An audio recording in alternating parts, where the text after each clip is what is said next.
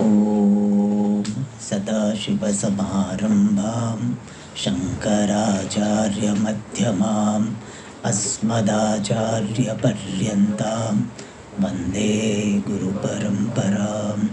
ॐ सहना भवतु, सहनौ भुनक्तु, सह वीर्यं करवावहै, तेजस्विनावधीतमस्तु मा विद्विषावहै। ॐ शान्ति शान्ति शान्तिः। ॐ पार्थाय प्रतिबोधितां भगवता नारायणेन स्वयं व्यासेन ग्रथितां पुराणमुनिना मध्ये महाभारतम् अद्वैतामृतवर्षिणीं भगवतीम् अष्टादशाध्यायिनीम् अम्ब त्वामनुसन्दधामि भगवद्गीते भवद्वेषिणीम्। यं ब्रह्मा वरुणेन्द्ररुद्रमरुतः स्तुन्वन्ति दिव्यैस्तवैः वेदैः साङ्गपदक्रमोपनिषदैः गायन्ति यं सामगाः। ध्यानावस्थिततद्गतेन मनसा पश्यन्ति यं योगिनः यस्यान्तं न विदुःसुरासुरगणाः देवाय तस्मै नमः।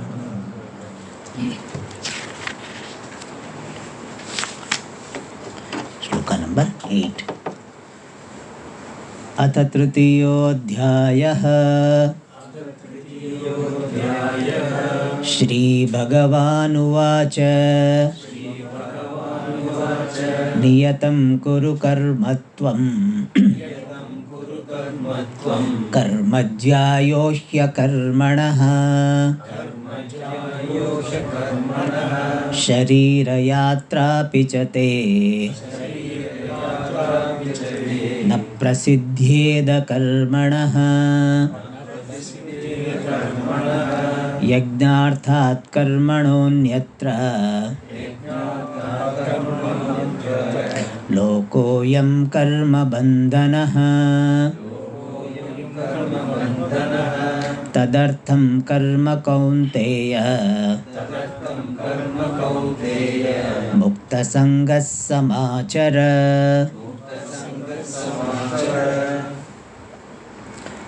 Please close the door.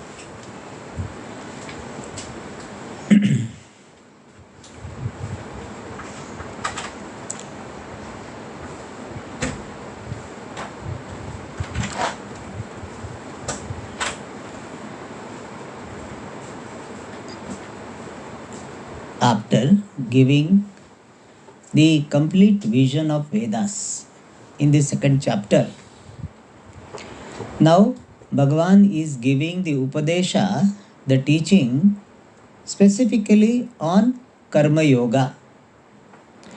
And Bhagavan is giving this Upadesha because Arjuna asked a question. And Arjuna's question was, if Jnanam is superior to Karma, then why are you engaging me in Karma? Moksha is by Jnanam. I am interested in moksha, then why are you engaging me in karma? For that Bhagavan said, with regard to the sadhanas, there is no option. Everybody, every seeker of freedom has to go through the sadhana of karma yoga for the purification of the mind and the sadhana of jnana yoga for the attainment of jnanam, and by this jnanam there is moksha. This is the vision of Vedas. And therefore there is no option that whether I will get moksha by karma yoga or I will get moksha by jnana yoga. There is no such option. Yes, you have a choice with regard to your lifestyle. And there are two lifestyles. One is the lifestyle characterized by the predominance of karma yoga and the lifestyle characterized by the predominance of jnana yoga. But anybody, whichever lifestyle one chooses, one has to attain Chitta Shuddhi one has to attain Jnanam for moksha. If a person is going directly to sannyas ashrama, there also, if he is lacking somewhere in chitta shuddhi, he has to get chitta shuddhi by serving the guru, serving the ashrama, doing some japa. So, as far as the requirements are concerned for getting Jnanam and Moksha, there is no choice involved. Only thing, you can choose a particular lifestyle. And Bhagavan is having given the choice. Bhagavan says, if there are two options, even though there are two options, that lifestyle of Karma Yoga and lifestyle of Jnana Yoga, for most of the people, lifestyle of Karma Yoga is better before he goes for the lifestyle predominant, having the predominance of Jnana Yoga. And for that he gave the reason that if a person does not follow the lifestyle of Karma Yoga when it is necessary, then he will be deprived of moksha. It is something like, two friends, they were going to the 13th floor, and that day this lift was not working, and so both the friends were going, and one friend was very much enthusiastic to tell the stories and all. Then in between, this fellow said, just excuse me. He said, "No, don't talk to me anything. I am in mood of only talking. Tell me, don't disturb me." He said, excuse me. Then 13th floor, when they reached, that person said that we have forgot the key of the room in the ground floor. So, so if you go to this Jnana Yoga directly, then what will happen? It is forgetting the key of Karma Yoga. So Karma Yoga key you take and then go to Jnana Yoga. So if you bypass, many people, they know, as I told you, that many people want to go to the last step first. In fact, when they take the book, they read the last page first. So what is the fine? But a good idea. So he will lose the whole charm of reading the story. So we need not be so impatient. Don't try to have shortcuts. So there is a particular the stages of pursuit. We follow that. So Bhagavan says you will be deprived of the final end if you do not go by the stages of the pursuit. And then also another thing he said, if person is immature and he takes life of sannyasa, it will lead to the person to the life of hypocrisy, suppression, which is not good. And also he said that if a person follows the life of Karma Yoga, then he will have harmonious life. If a person goes to sannyasa without maturity, he will be ubhaya brashta. He will be deprived of grihasthashrama benefit. He will be deprived of the benefits of sannyasa ashrama.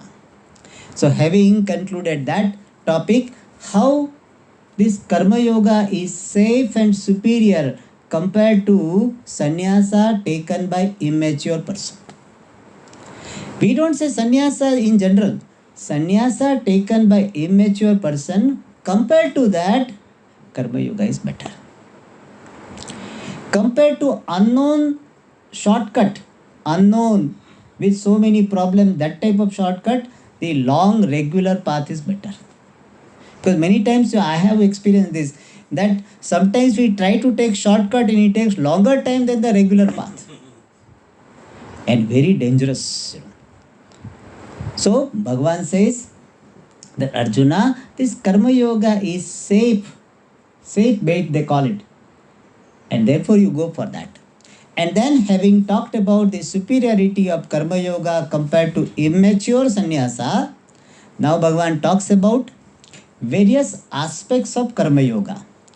How Karma Yoga can be looked upon by a person who is following the life of Karma Yoga.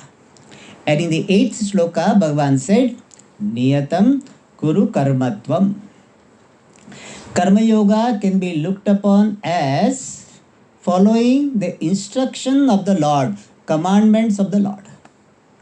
Because most of the people, they are not mature enough, and therefore they need the language of rules and regulations. Every now and then they need to be reminded this is a rule. And if you don't follow rule, there will be punishment. Most of the people need that. Even though most of the laws are meant for our well-being. But still, we need to be threatened. We need to be told if you don't wear helmet, then 500 fine.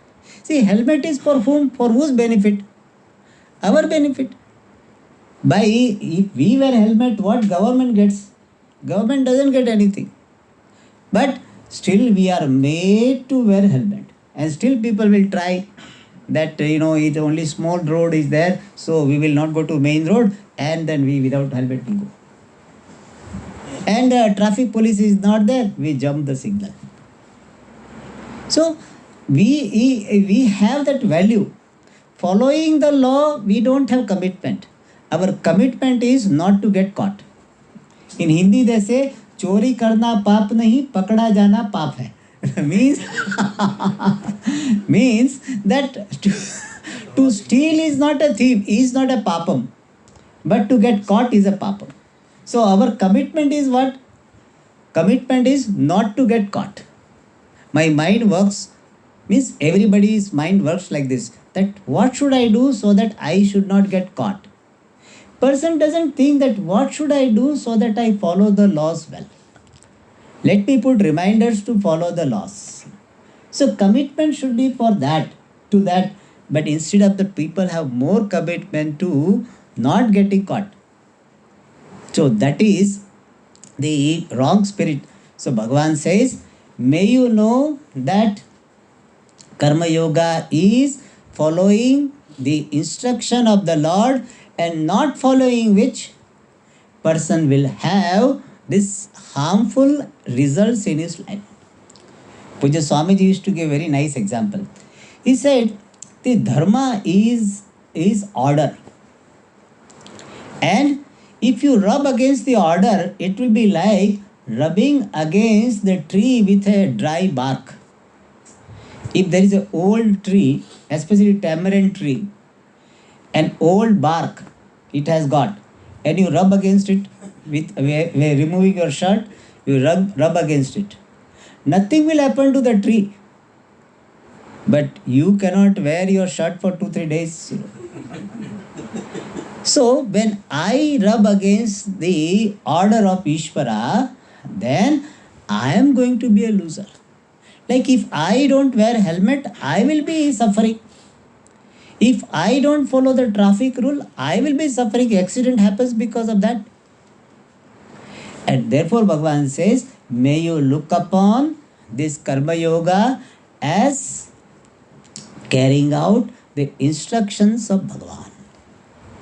There is a very beautiful shloka which says, Shruti Smriti Mama Eva Agni Yaste Ullangya Vartate Mamadveshi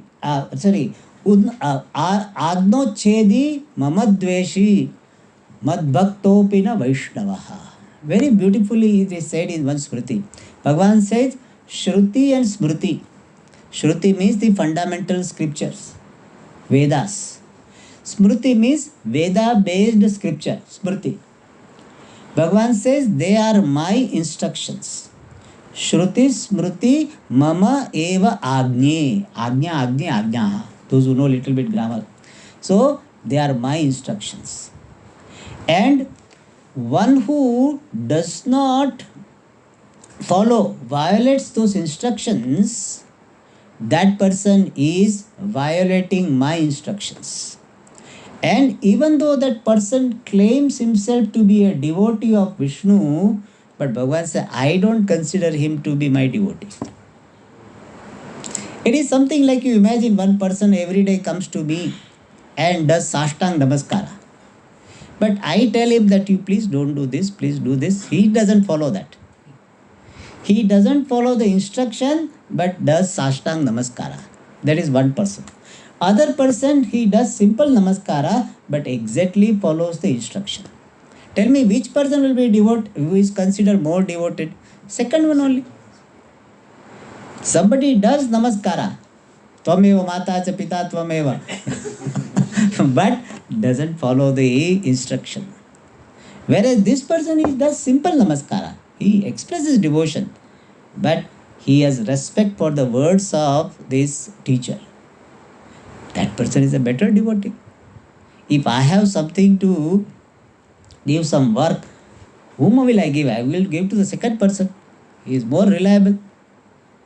So Bhagavan says that the person who is following my instructions given in the Shastra, that person is real Vaishnava. Not one who is putting that tilakam, namam, they call namam, the nama they put. That is not Vaishnava. One who is following the instruction of Shastra. So I look upon the Veda and Smriti Granthas as Bhagavan's instructions and let me follow the instruction of Vedas. So Karma Yoga can be looked upon as carrying out Bhagavan's instructions given in the Vedas and Smritis. In Shastra it is called Bhrutya Nyaya. Bhrutya Nyaya means I look upon myself as a servant of God and Ishvara is my master. But this is in initial stage. We don't emphasize that this alone should be the attitude throughout your life of Karma Yoga. But to begin with, the second sloka, ninth sloka, Bhagavan is giving another way of looking at Karma Yoga, which is more mature way of looking at Karma Yoga. And that is, Karma Yoga is worshipping the Lord through action. So what is Karma Yoga? Worshipping the Lord through action. Just as in the temple or puja room, you worship the Lord through flowers, through Naivedyam. Similarly, every action, let it be the way of worshipping the Lord. Bhagavan is going to tell about this in the 18th chapter, Swakarmana tamabhyarchya siddhim mindati manavaha. So here in the 18th sloka, the 9th sloka, it was said that karma can become binding, but if person does karma with the attitude of yajna, and yajna means worship, then that karma does not become binding. So Karma Yoga is worshipping the Lord through action. And somebody may say that, Swamiji, how can I worship the Lord throughout the day? I cannot be in the puja room throughout the day. Then how to worship the Lord? So Bhagavan says in the 18th chapter that the whole world is nothing but my manifestation. And therefore, worshipping the Lord can be done by serving the world. Jagat Ishadhi Yukta Sevanam Ashtamurti Bhrit Deva Pujanam. In Upadesha Saram, Bhagavan Ramana Maharshi very nicely says that serving the world with the attitude that it is Ishvara, that is the Uttama Pujanam, that is the best worship of the Lord, and that is called Karma Yoga. Means whatever action I am doing, I don't keep the other person in front of me. I see the Lord is there in the form of that person. When I am serving in my office, serving at home, serving in some social organization, I keep Bhagavan in front of me. If this attitude is not there, even in service organization, lot of politics comes, lot of fight comes, and lot of conflicts are there. People will be always complaining, Swamiji, I am serving but nobody recognizes. And so many complaints are there, even in NGOs, ashrams. Why? Because this attitude is not kept in mind. What is the attitude? I am not serving a person. I am serving the Bhagavan who is in the form of this person. I am not serving the organization. I am serving the Lord who is manifesting in the form of organization. I am not serving this kitchen department or this book department or the temple. I am serving the Lord who is manifesting in the form of these departments. So that attitude is there. When I have that attitude, then I will not have expectation of appreciation. One of the problems people have in NGOs or in ashrams is this: Swamiji, I do so much, but people don't recognize. Whereas this person, Swamiji, he's all the time in front. When a VIP comes, then he is introduced. He goes and he does mala. I have never given that chance. Why this happens? Because you are keeping that person or the place in your mind. You say, I am worshipping the Lord, and the Lord knows it. Ishvara is considered to be Sarvajna. Sarvajna means what? All knowing. When you are doing some work in a room where nobody is there, that time also Bhagavan is knowing. We need not think that nobody recognizes. There is always Bhagavan who is keeping note of what I am doing. And moreover, when I am doing it, I do it as an expression of my gratitude. When I am expressing in the form of gratitude, when any action I am doing is an expression of gratitude, then for gratitude I don't require receipt. Suppose I say somebody, thank you, offer flowers. That person should not say thank you, welcome, he need not say. Suppose you come and you have so much gratitude to Swamiji, and as an expression of your gratitude, you do namaskara. And Swamiji did not look at me. People want receipt for namaskara also. So we have to say, yes, we have to do that. One lady in Bangalore, she told me like this: Swamiji, I will not do namaskara unless you are looking at me. So if I look, when your attention is somewhere else, I will not do namaskara. So they want the receipt for namaskara also. That is not correct attitude. I do namaskara to express my gratitude. In fact, in our ashram, sometimes when we, every day we do namaskara to our Guruji, and sometimes his room is closed. So what we do? We go to the room, outside the door we do namaskara. Guruji doesn't see. Closed, door is closed. I want to express my gratitude. So when I have this attitude that I am doing this seva to Ishvara, whether people recognize or not, it doesn't matter. I feel good about expressing my gratitude. I am so much indebted to the Lord, so much grateful to the Lord, that I feel like expressing gratitude. In fact, you must have experienced this if you are a sensitive person, and if you have received a favor from someone, you feel like expressing gratitude, even though other person says, I don't need anything, but still say, please let me do. For my sake, you please let me do. Because if I don't do something for you, I feel so much loaded.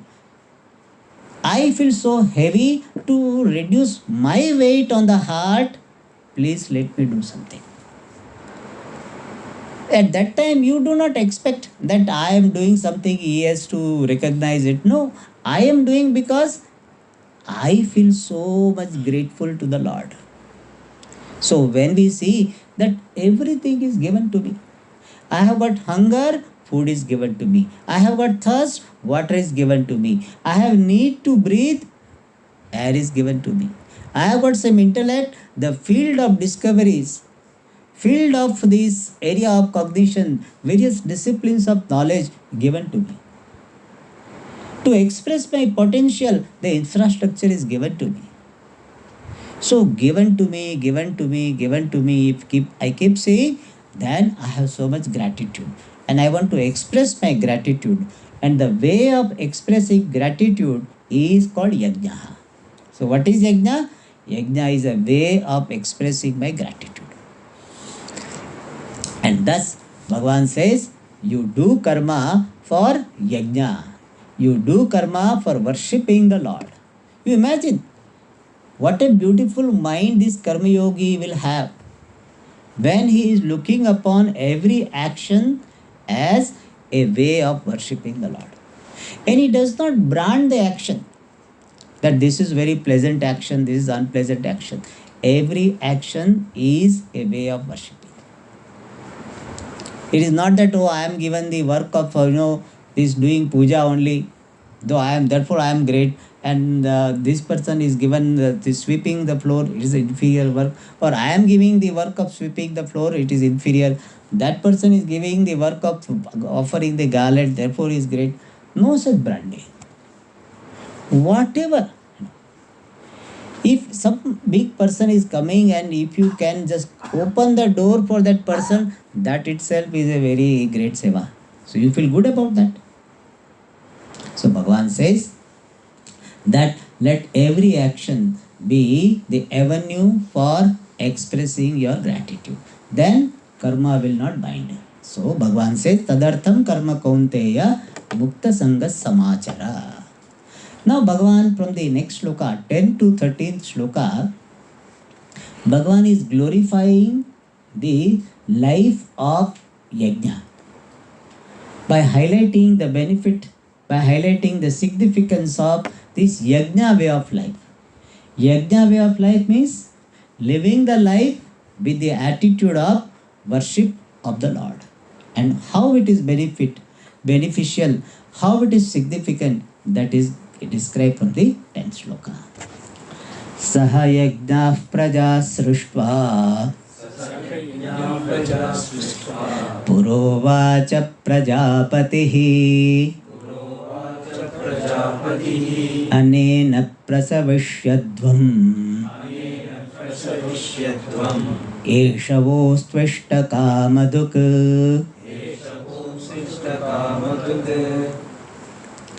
So in this shloka, Bhagavan is saying this yajna way of life is given by the Lord through Vedas. So it is the Vedic teaching. It is the Vedic way of life. People ask this question, Swamiji, who can be considered Hindu? It's a big question. Who can be considered a Hindu? Our answer is, whoever accepts the Veda and Veda based scripture as valid, that person is Hindu.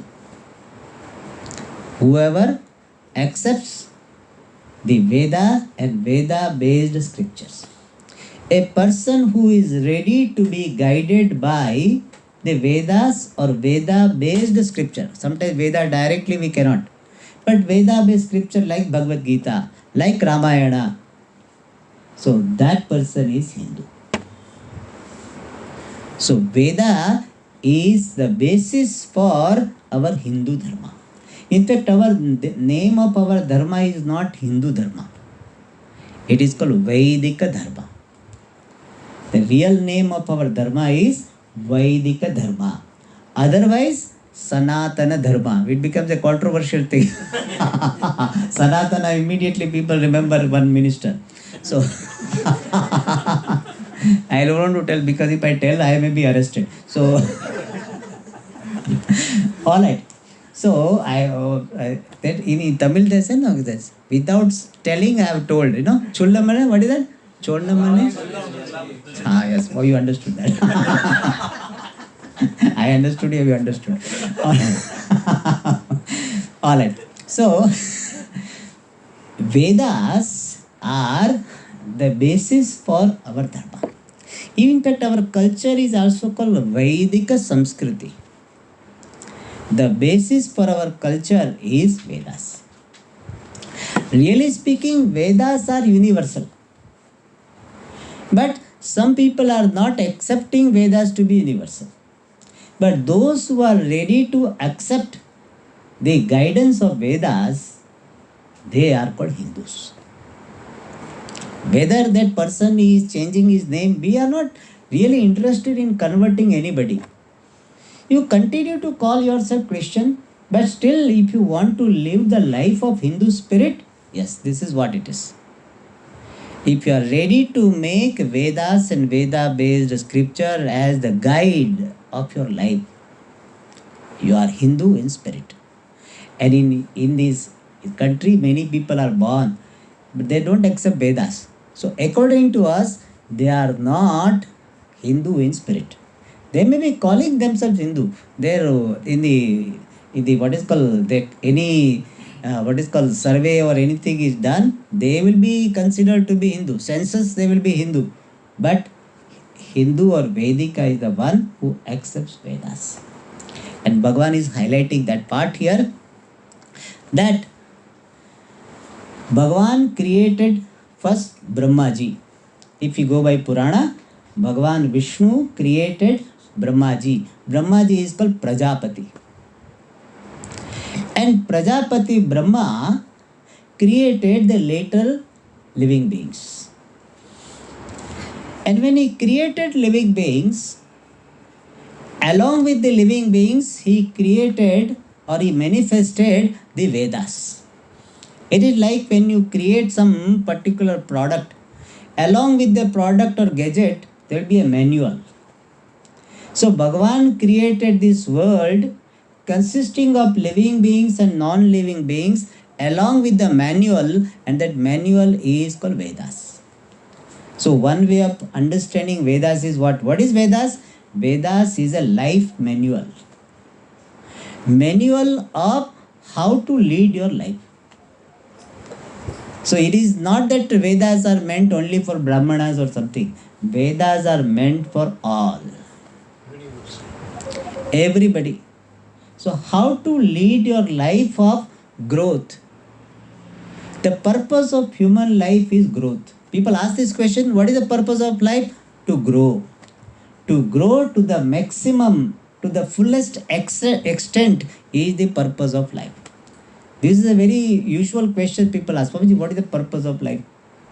He is asking at the age of 70. Means he has lived the life of he has lived his life of 70 years without knowing the purpose of life. So he lived his life purposelessly. Better we know, at least we know, the purpose of life is to grow. Not physically. Purpose of life is to grow holistically. Physically also is to grow. The purpose of life is to grow holistically to the fullest extent. And what is the meaning of the fullest extent? The fullest extent is the discovery of limitless.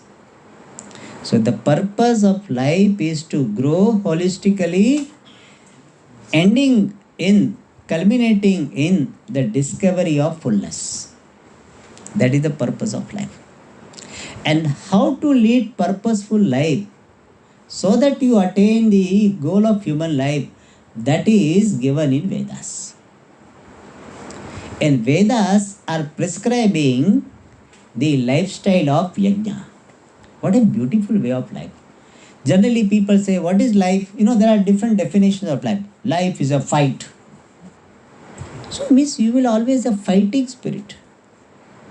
Even some people I know, when they are talking also, they look like fighting only. They sound like, means you are talking or fighting? So no, we are talking only. So when talking is like this, how fighting will be? So that fighting spirit is not a good spirit. Life is not a fight. Or some people say, life is a burden. Life is a burden to be carried out till the death. Not a healthy attitude. Life is a liability. No? Life is an asset. Look upon life as an asset. Life is a privilege. Especially human life is a privilege. It is a very good attitude to look upon life, that I am blessed to have this human life. Are you able to see your life as a blessing? Then you are leading your life properly. If you are seeing your life as a burden, there is something wrong in your attitude. Every day you have a reason to thank Bhagavan. Oh Lord, I am blessed to have this human life. So look upon human life as a blessing, a privilege. And your life will become a privilege when you lead it properly. And how to lead life properly, that is given in Vedas. And what is that method? Yajna, way of life. Let every action be my worship to the Lord. And that is said here, Prajapatihi, the Lord of living beings, referring to Brahmaji, Srishtva, having created Prajaha, living beings. The Lord of living beings, technically we call Hiranyagarbha, Brahmaji, having created Prajaha, these living beings. But how? Saha Yajnaha, along with the system of Yajna, along with the prescription of Yajna. Something like this company produced the machine along with the manual. A company alone can produce manual, because company which has manufactured alone knows how the gadget should be used. And therefore Bhagavan, who created this praja, he created yajna. Along with the yajna, along with the prescription of yajna way of life, he created all living beings. Pura, in the beginning of this creation. Earlier, at the beginning of when the pralaya period was over and creation period was to start, that time Bhagavan created this world along with the manual in the form of yajna way of life, and uvacha, he told, he gave the instructions to the living beings. What? Anena prasavishyadvam. Anena, by this yajna way of life, prasavishyadvam, may you grow. As I told you, the purpose of life is to grow. So Bhagavan gave the instruction, especially to human beings, that by yajna way of life, may you grow. So what is yajna way of life? A means to grow. And Bhagavan says, Eshaha, this yajna way of life, Vaha astu, let it be for you. Let this yajna way of life be for you. What? Ishtakama-duk. Ishtakama-duk means wish yielding cow. In Sanskrit we have got the word Kamadhenu. Those who are brought up, listening to the stories of Purana, they know. In Purana we get the story of Samudra Manthanam, churning of the ocean. It's a very beautiful story. We can derive so many lessons from that. The churning of the ocean is a joint venture. Joint venture between Devatas and Asuras. It means sometimes for a big mission, you have to take the help of your enemies also. Don't shy away.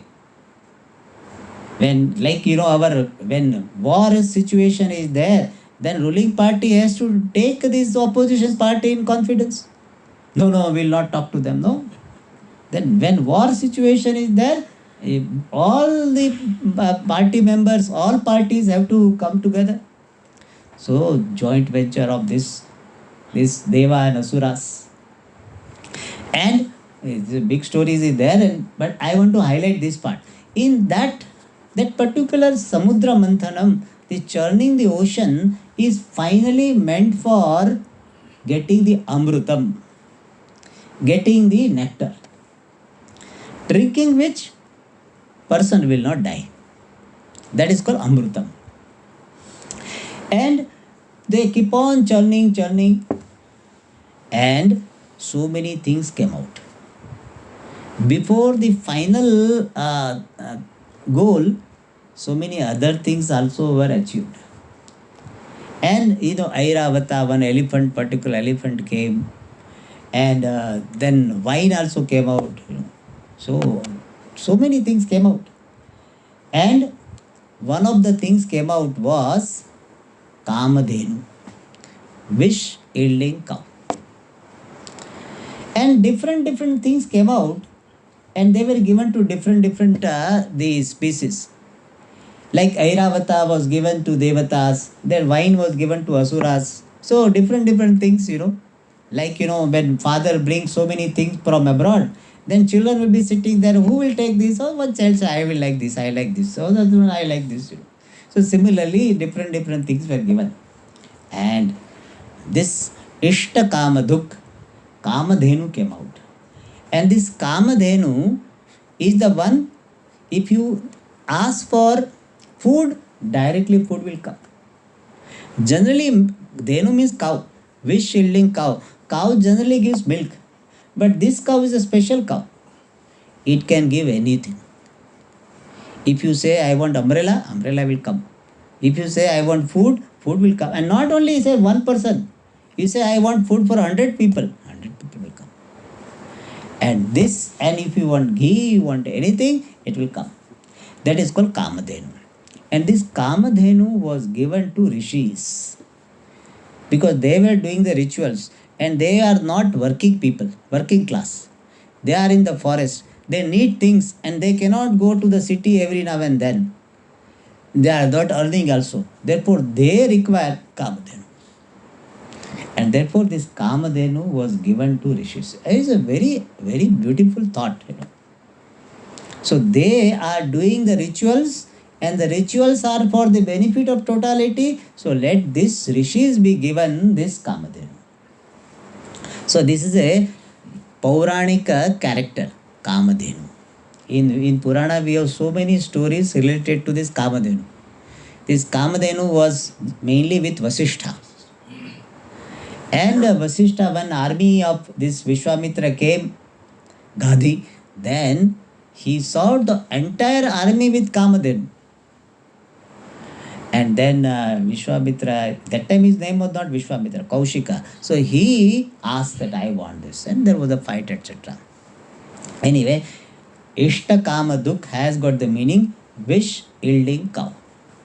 So what is the statement of Brahmaji? Brahmaji said, let this yajna way of life become wish yielding cow for you. Means what? It will give you whatever you want. If you want material prosperity, yajna way of life will give you. If you want the spiritual growth, it will give you. So this yajna way of life is like wish yielding cow. In fact, in India, prosperity was there because of this. People were following the yajna way of life and therefore it was a sone ki chidiya. It was called golden sparrow. So much prosperity was there. Why? Yajna way of life is there. Many people say that India did not progress because of following Vedas and all this. In fact, because of following Vedas, we are progressing. They stop following and therefore they stop growing. So idea is that this yajna way of life will give material prosperity also. Why? Because in yajna way of life, you are focusing on your duty, not focusing on the result. Your focus is, let me play my role well. If I am making a pot, let me make the best pot. If I am making this sword, let me make the best sword. If I am cooking, let me cook the best. In fact, our Paka Shastra, the discipline of cooking, it was highly developed. We have got description in Sanskrit, and so much analysis, which item is good for health, which item is taste, and all this. Because there was a commitment to do the best. Everything you see in the olden things, you see all classical, even olden some cup is there, you see very beautiful. So much carving. Everything you see carving. Small glass will be carving. Everything they had value for doing the best. So when there is a commitment to excellence, without bothering about this material outcome, then naturally the society will grow. Therefore there will be prosperity. In any family, when there is a commitment to duty, that family will grow. Any family where there is a commitment to right, there will be fight. Right, focus on right brings fight. Focus on duty brings beauty. And therefore, Bhagavan says, let this yajna way of life be Ishta Kama Dukh. If you follow the life of yajna, materially also will grow. And spiritually also will grow. And how it happens, that is described in the next shloka. Devan bhavayatanena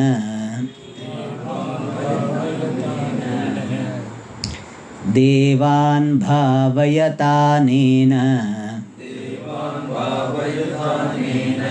Te deva bhavayantu vaha Parasparam bhavayantaha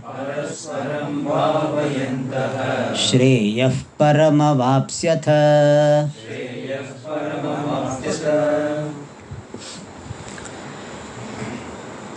In our culture, in our dharma, Vedic dharma, there is a beautiful concept of devatas. And this devata concept is not understood by many people, and therefore many people have got confusion. What confusion? That say, in other religion there is only one God, whereas in Hinduism you have got so many gods. So you will be confused, and many people have really that feeling, Swamiji, my puja room is full of gods. Now still people keep on giving, I cannot say no, and at the same time I cannot do puja of all gods. So it's a really problem. So many people have this, that Swamiji, in our religion see so many gods, whereas in that religion only one God. So their puja room will be very fresh, very clean, tidy. Whereas our puja room will be very clumsy. One God will be hidden by other God, hidden behind the other God. So people say that Swamiji, our religion is very confusing religion. Very confused, because we have so many gods. Just please, I am teaching, no? Please, you keep your knowledge with you. When your role comes, you please teach. Okay.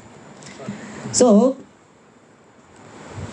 our Shastra tells this, really, we have not many gods. I have told this Puja Swamiji's statement. We do not have many gods. We do not have even one God. We have only God. That is the vision of our Vedanta. What do we mean by that? There are not many gods. Then Swamiji said this Vishnu Devata, Vayu Devata, Agni Devata, then Dakshinamurti Devata, Narbadeshwara Devata, Gnaneshwari Devi. So we have got Devatas also and Devatas' wives also. So much Saparivara, So Saparivara Dakshinamurtaye Namaha or Saparivara Narbadeshwara. So family. So really speaking, what is the meaning of this Devata? Devata is a particular aspect of Ishvara.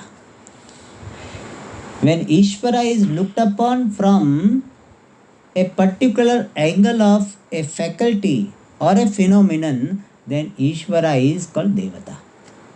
Same Ishvara who is all pervasive, who is in the form of everything, that Ishvara, when looked upon from a particular angle, the angle of particular faculty, he is called Devata.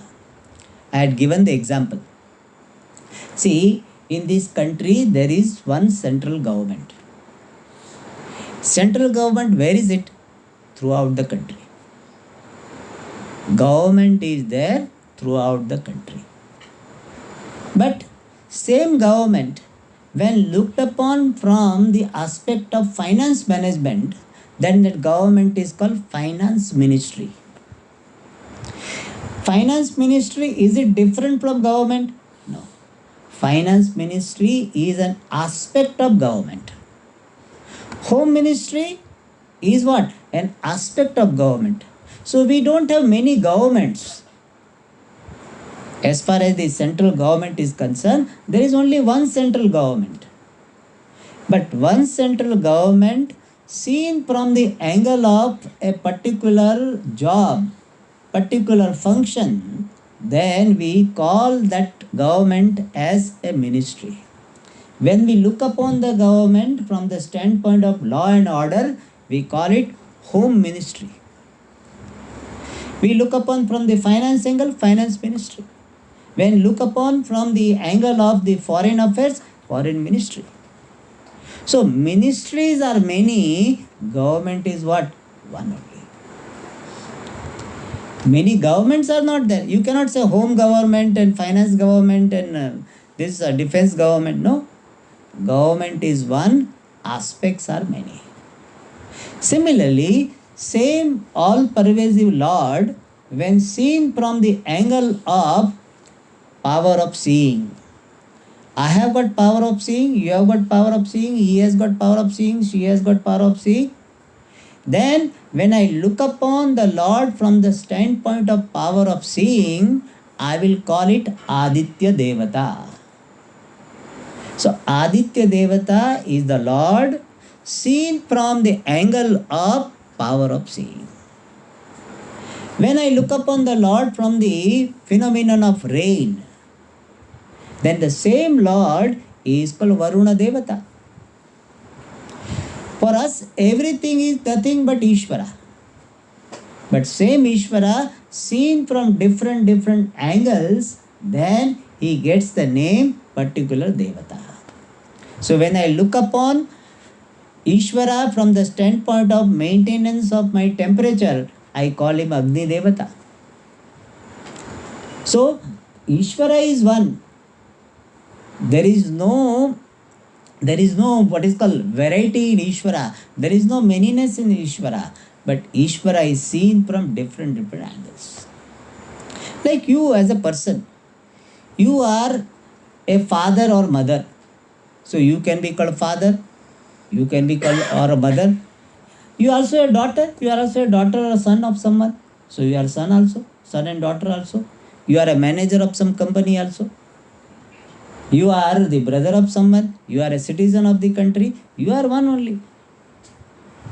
But seen from different angles, you have different status. When you go to club, you say I am a member. There you don't say I am a father. There you say what? I am a member of the club. When you go to the court, you say I am the citizen of this country. You are the same person.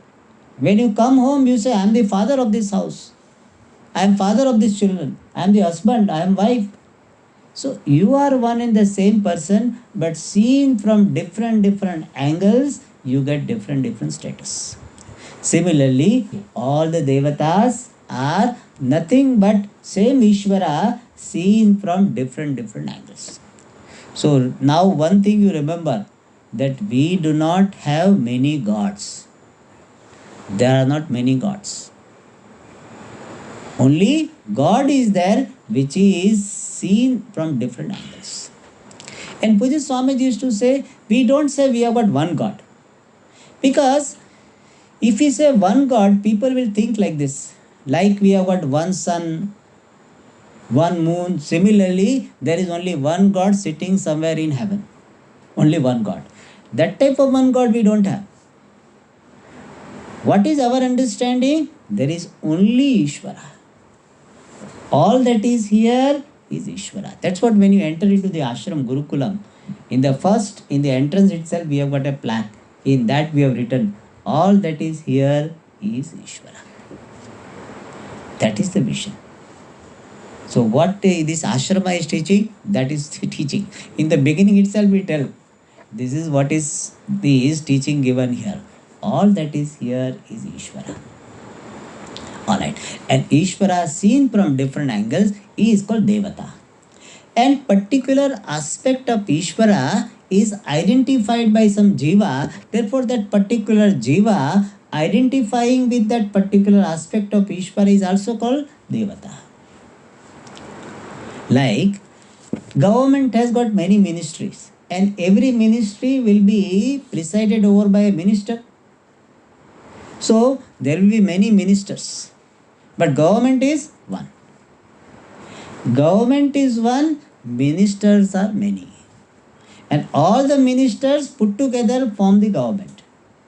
Similarly, various aspects of Ishvaras are identified with by some particular jivas, and that jiva also will be called Devata. For example, there is phenomenon of rain. And that rain aspect of Ishvara is identified by one particular jiva. and the Jiva will be called Varuna Devata. So when we use the word Devata, it represents two things. One is it represents a particular aspect of Ishvara, and it also represents a particular Jiva who is identified with that particular aspect of Jiva. Like Amit Shah will be what? Home Ministry. So whenever, whatever Home Ministry is doing, said, what will he say? We have done this, we have done this, we have brought this law. So Home Ministry and Home Minister are seen non-separately. And in this manner, Devata is a particular aspect of Ishvara, and also it conveys the Jiva who is identified with the particular aspect of Ishvara. And now, Bhagavan is saying here that what is Yajna way of life? Yajna way of life is, first of all, you appreciate that in what all manners you are benefited, blessed by various natural forces. See, you are able to breathe because air is there. If you go to some other planet where air, this oxygen is not there, you have to carry oxygen from here. So you cannot breathe there. So you are given this oxygen. So first of all say, I am able to breathe because of this Vayu Devata. What is Vayu Devata? Vayu Devata is the Lord seen from the angle of a particular element called Vayu, air. Similarly, when I am thirsty, there is water, Jala Devata. When I need food, there is the Devata for Annam, Anna Devata, Prana Devata. I need energy, there is Indra Devata, Balam. So, I keep on appreciating that I have been blessed by various Devatas. That is why in our culture, everything we do puja. See, people from abroad, they wonder that this person is doing puja to car. No? See, when we bring new car, we take it to the temple and we do puja of the car, aarti, we do all this. Then people say, what is this? They will laugh. When some machine, some grinding machine comes, we do some chandanam, etc.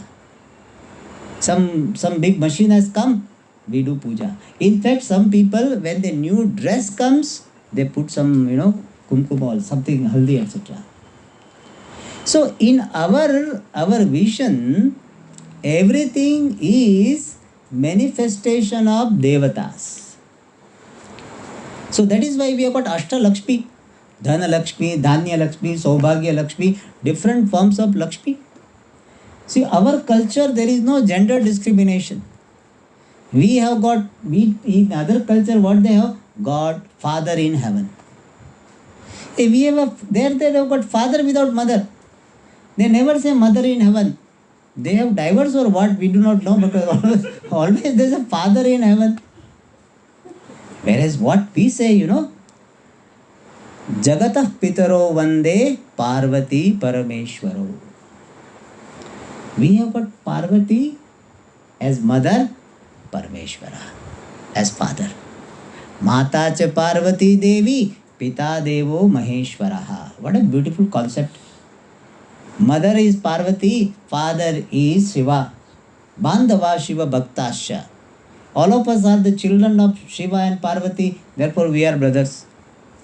Swadesho Bhuvanatrayam. That is the attitude. And one Swamiji very nicely, jokingly said, see, he said, in our religion we have this advantage. We don't have only father, we have mother also. And in every house this situation is there.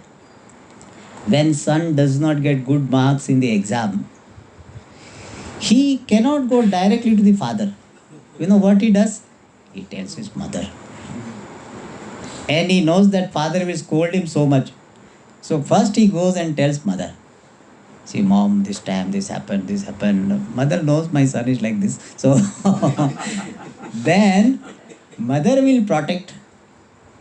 When the son is presenting the report card, mother is available. In fact, sometimes mother only presents report card, defending the son, So we have somebody to protect at home. Similarly, when we have got any big requirements, first we tell to Devi. And through Devi, it goes to our Shiva. What a beautiful concept, There is no gender discrimination. In fact, in Shiva, this temple we do puja, we say Bhavasya Devasya Namaha and Bhavasya Devasya Patni Namaha. So, simultaneously, it is there immediately after that. So, Bhavaya Devaya Namaha, Bhavasya Devasya Patni Namaha. That's a beautiful thing, So, our idea is that whatever we do, we invoke Devata's presence in our life. When we get up, we are supposed to chant. Earlier we are chanting, but we have forgotten this.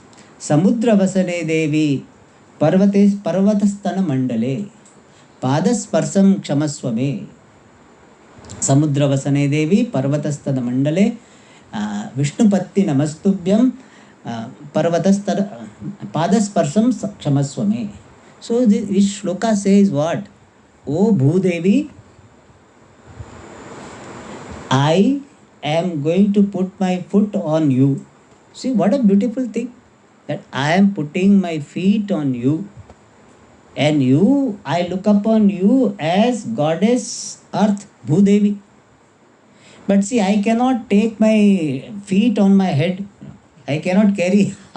So what? I have to put my feet on you, but I beg your pardon.